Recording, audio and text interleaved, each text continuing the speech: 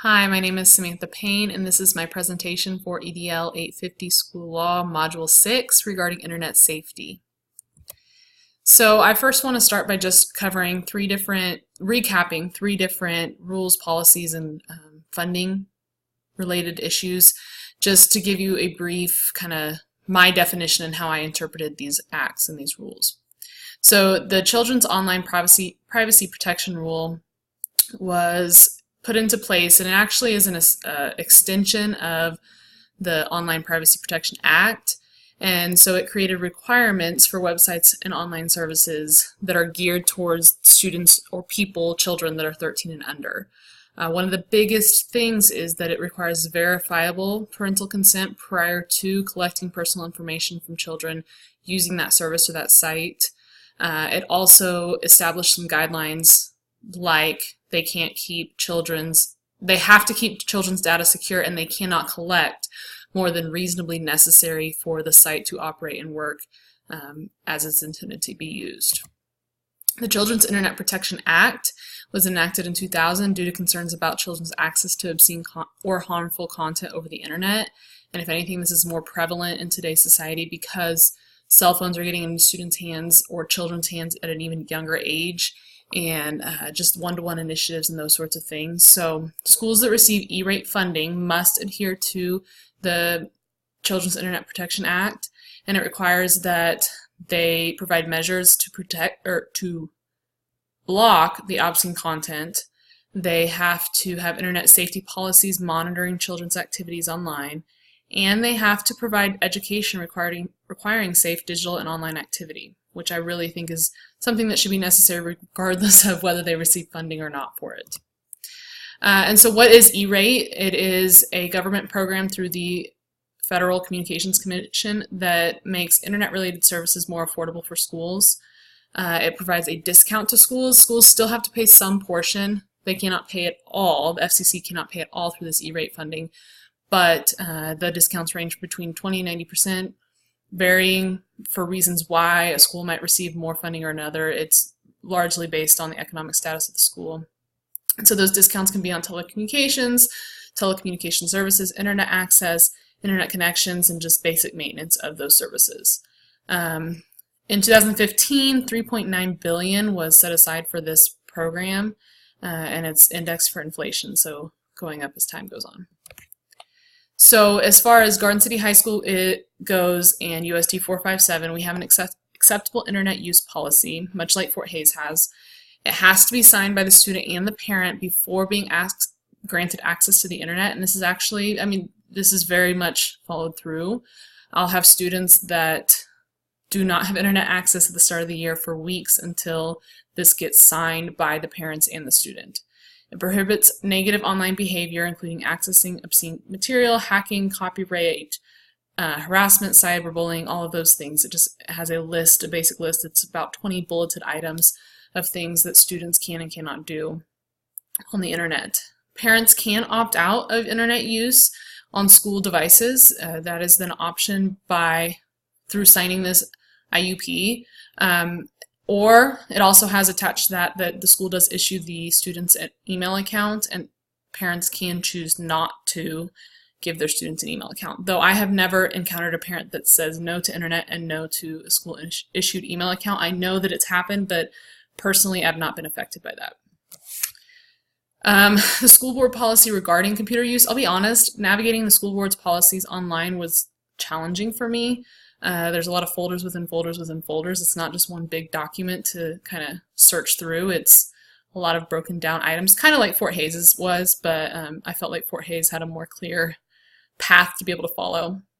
And so I just took this little excerpt from the computer use specific policy, and that employees and or students shall have no exception of privacy when using district email or other official communication systems. Any email or computer application or information in district computers or computer systems is subject to monitoring by the administration. So that just follows again that there is a monitoring process in place. So the education piece to minors receiving E-rate funding and being required by the CIPA to provide education. We have mentoring lessons sprinkled out throughout the year regarding online behavior, proper digital citizenship, those sorts of things. We have 25 minutes with students every Wednesday that is specified time for the counselors to push out information, and at least once a month there's something related to internet use. And so honestly, I didn't realize that was something that we were required to do, and it's something we do. I just figured it because we have iPads in students' hands, because the internet is everywhere, it's just the responsible thing to do. Now I'm knowing that I've learned that it's actually something we are also required to do. As far as finding a specific policy on this, I did not see anywhere specifically stating that USD 457 will provide this content for students. I didn't ever see that in any of my readings that I found.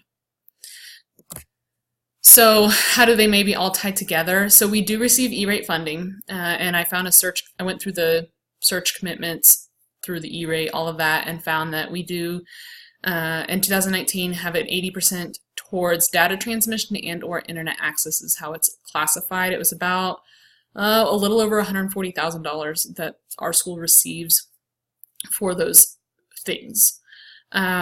So the Google account experience and related to SIPA, I'm thinking that's how it might be said. We last fall, we already have Microsoft Office accounts for all students, I believe 7 through 12, or maybe it's just 9 through 12. And we got Google accounts because there are a lot of teachers that wanted to start using Google Classroom and those related things. So at the high school, it was no big deal. Here's your Google account, kids. Not a big thing.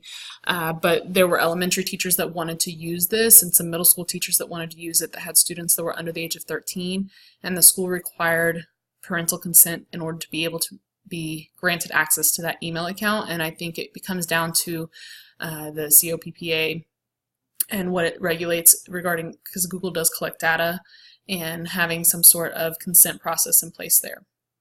We do have a strict filter also in place to block that obscene content so that it doesn't come across on an internet-enabled device. The blurred line there is when students take their iPads home and are connected to their personal devices, they're using a school-issued device, but the internet access isn't through the school. So that can be a kind of a blurry thing there. And this next year, at the high school anyway, we are going to be having more lockdown app store, so it'll be interesting to see how that affects the students' uses of their iPads.